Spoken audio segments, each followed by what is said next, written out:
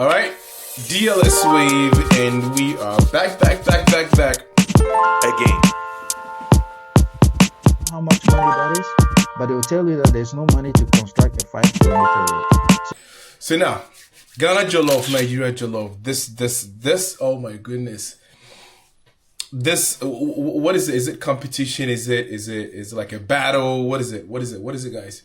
It's a rivalry. Oh, it's a rivalry. Ghana Jollof, Nigeria Jollof. Ghana football, Nigeria football, right? We've always been competing, but it's all in a brotherly way. It's all in a loving way. There's no Ghanaian in Nigeria Nigerian that is ever going to say we hate each other because of what that we love each other. But today we're not going to talk about the battle. We're going to talk about the president of Nigeria, Tinubu. Now he's come under intense criticism. What for? Bola. In Ghana, when we say something big Bola, what that means? No kwagbo. Something big. Big. So this shows how big he is.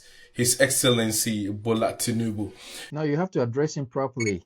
His Excellency Bola Tinubu. Now, Nigerians are expressing significant anger over President Tinubu's extensive convoy, especially during a period of economic hardship. Now, a lot of people have been saying Nigeria is going downhill, the exchange rate is going down, pretty much like Ghana's, right?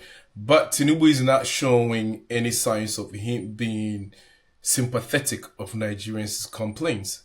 Recently, he made a trip to, I think it's called Anambra State, and he had 140, I think 140, I'm not sure if it's a bit over or under, 140 cars in his convoy. Now, if you think about that, that is crazy. So DLS, we're going to break it down. So I think there was a similar incident last year with ex-president Akufo-Addo. He had that was like 40 cars. Remember, I think 40 to 60. I'm not really sure, but nowhere near 100 or 140. So what kind of protection does the president need to be able to assemble that kind of massive number of cars in his convoy? Amigos, over to you. I was about to say that reminds me of our former president, where my fellow Ghanaians. Yeah, this guys He actually had a whole SUV for his chair for every event, like just one chair. Any event he goes, this SUV carries. Yo, can you leave him alone? The guy is no longer president. Can we focus on Nigeria? I'm trying to. You have to link it, because when you talk about your love. No, I think you have a grudge. You have a grudge with that man. No, I don't have. No, I don't have a grudge. We are talking about. Okay.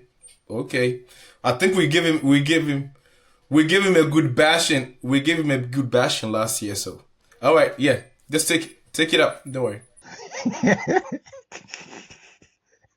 He is easing into the conversation. I'm easing my way. It's okay. I'm just trying to reference, for me, as a Ghanaian and African, a proud one, I'm not surprised, because all over the place, 99% of our leaders, this is how they roll. Okay, the number of cars for, what did you say? What is his name? Dr. what? Or Mr. Tinubu, right? Bola Tinubu. Or you can go, Your Excellency. Your Excellency. It is, I would say, it has become a norm for most of our leaders, right, to ride in this kind of convoy. It is all over the place. Let's start counting. If you go to Ghana, we talked about Akufo-Addo. If you go to Ivory Coast, if you go to, I understand their safety is key, right? But the number of cars, and if you look at the amount of those cars, and then if you look at the state in which, when you look at the road, the state in which the road is, and they are driving these cars on, you are like, that one car can fix like one road. Yep. So yeah, let's go to Mr. L. Now, what really strikes me to be really, really interesting is the idea of protection, right? It's Nigeria. This is not like the wild, wild west. What kind of protection would you need to be able to have 140 cars in your convoy? Give me one that would sound a bit, justifiable.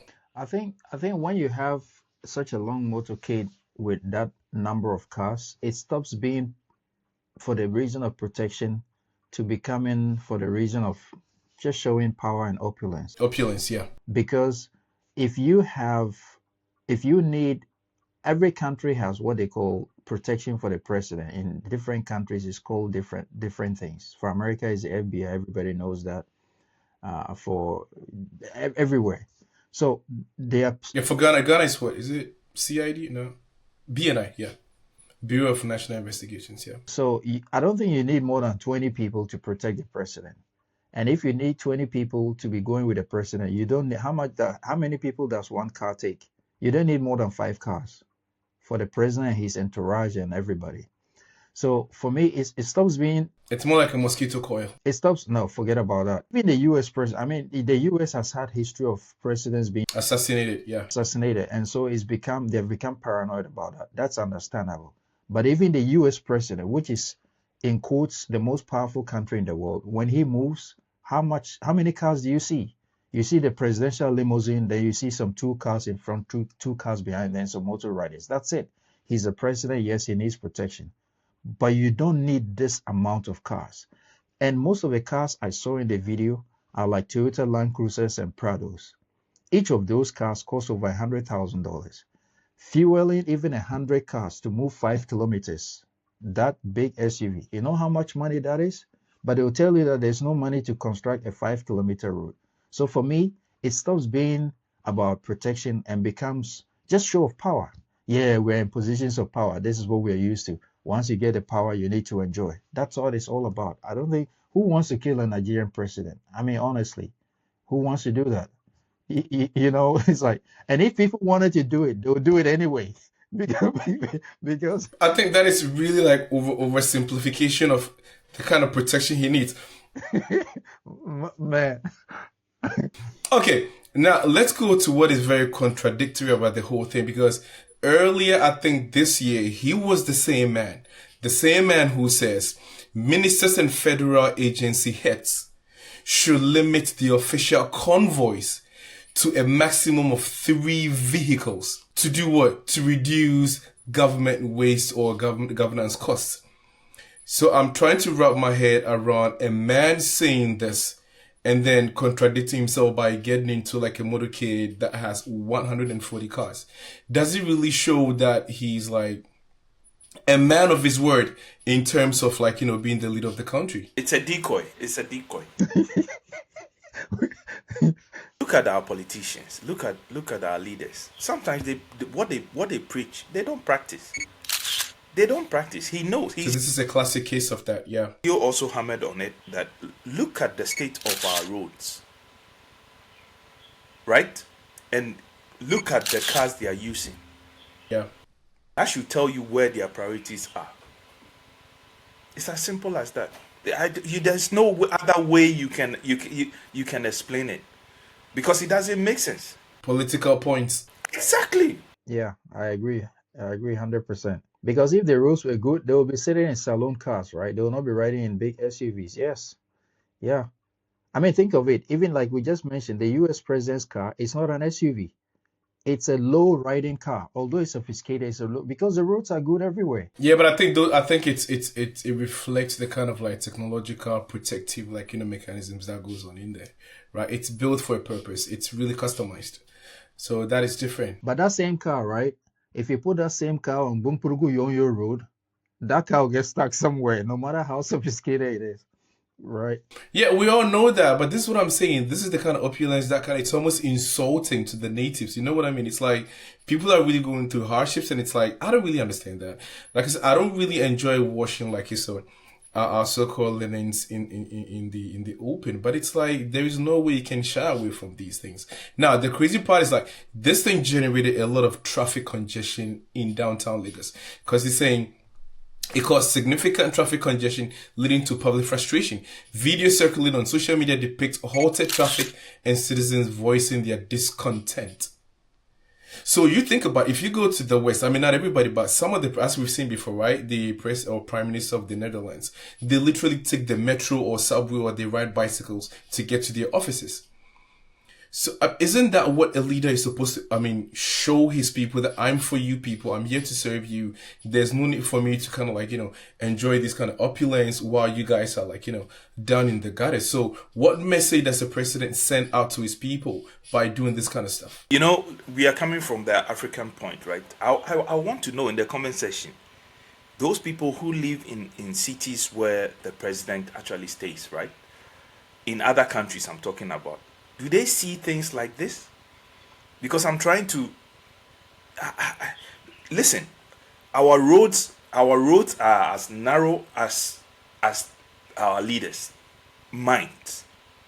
These are facts, because you cannot tell me that you are using 100 or 85, right, SUVs on a road that was constructed in 1952.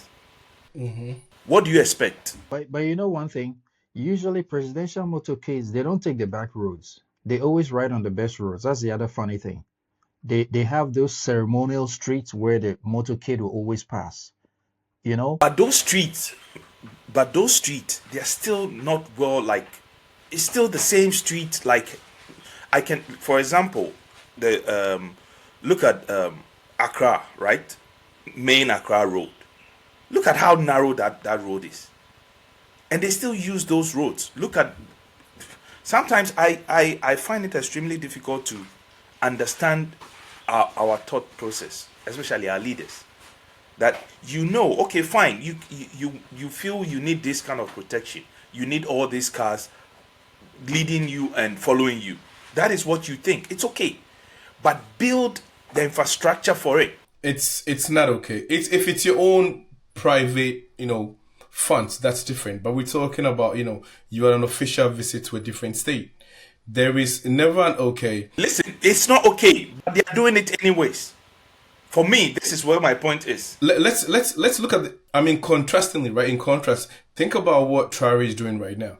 Traore was supposed to attend the V-Day in Russia, right? To commemorate the end of I forgot which war. And this guy wanted to take a commercial flight. It was the only President Putin that came in. It was like, no, I'm gonna give you this official flight or airplane that I use. But the guy was about to use a commercial airplane. So which means if they're really willing to do it, they can do it. You cannot give me any justification that will support this idea of 140 cars in your motorcade. Because think about the arrogance, right?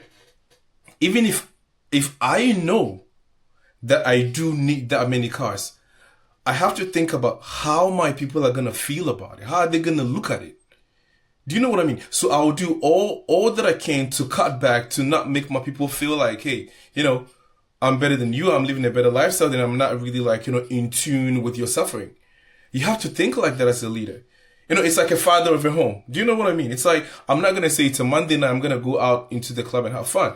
I'm like, you boys, it's like back in the days we used to do that. And now, I got a wife, I got kids. I got to stay home. So you got to make sacrifices. This is what makes you the head of the house. This is what makes a true leader. The only time they make sacrifices is when it's close to election time. And this same person, he's willingly okay to walk in the midst of people and greet people. He's not scared of being attacked. You understand? Let me come in with this data. So there's this organization called Worldometer. They do all kinds of statistics. Nigeria's current population stands at 237 million people. 237 is the most populous country in Africa. So as a leader, aren't you even thinking about the potential of using the people to bring more income? Because if you have railroads running through Nigeria, it's basically the whole of Europe. That population is huge. It's a huge country. So if you reserve some of the money to construct, say, just improve the rail network. Look at China, what China has done. They spend so much money, but they keep getting the money back every second. Because you take the train, it's super fast. Everybody's taking the train, and it's bringing money for the next 100 years. They don't think about those things. So for me, there are so many different intelligent ways that most African leaders, with focus on Nigeria in this video, can do to bring even more income into the country, to make everybody, to create jobs and all those things. And it's not like they don't know these things. I'm sure they know even better than us because they have access to power, they have access to everything. I think it's just the fact that we have this notion that generally in Africa, once you get into a place of position, it's time for you to enjoy because the other person was enjoying. Now it's my turn, so let me enjoy and leave. Honestly, I think that if African countries or Nigeria wants to develop the country, they can do it, but they won't. It's as clear as that. I mean, Nigeria supplies is Africa's largest exporter of oil. They can't even get generators to power electricity in the country. Everywhere you go, you see generators everywhere. And this is not we talking about, it's the citizens who are talking about it. How is it that in 2025, if you can't do nuclear, you can't do solar or whatever. Even to get generators to use your own oil to power, you can't do that. So it just tells us that they're just not willing to do it. I mean, I think. Yep. I just don't want us to digress too much. I think the main important thing is, I mean, to give him the benefits of the doubt, let's see within the coming days or week if there's going to be anything from his office explaining the need of or the need for having that many cars. Explain to. Yeah, because that's what I'm saying. Benefit of the doubt for what? How long has he been in power? That's the question. But that's what I'm saying. Hold on. Maybe, possibly, there was an imminent threat to his safety that we don't know about. Maybe he's... No, I mean, they have an intel, right? They have an intel. I mean, they have like an intelligence, like, outfit. My brother, stop it. My brother, stop it. Stop it. How long has he been in power? How long has he been in power? No, I'm just saying, like, No. I get it. But I'm just trying to see that there might be a reason, I mean, for the benefits of the doubt, that we do not know about. So let's see what comes out in the next few days. As like, tensions and people are kind of like criticizing what happened. They might come up with like, a presser from his office to explain why. So then we can be like, oh, okay, cool. That makes sense. Or then we can get on his case and really come back here again and give it to him. I think that sounds fair. Tinubu under threat. All right. So guys, the same thing. Leave your opinions down there. Yep. I mean, for now, we're just going to be like, okay, we do not really fully understand the situation. So we're just going to be like, let's see what his office comes out with to justify his need for that many cars in his convoy. So till then, we're going to go. All right. See you on the next one.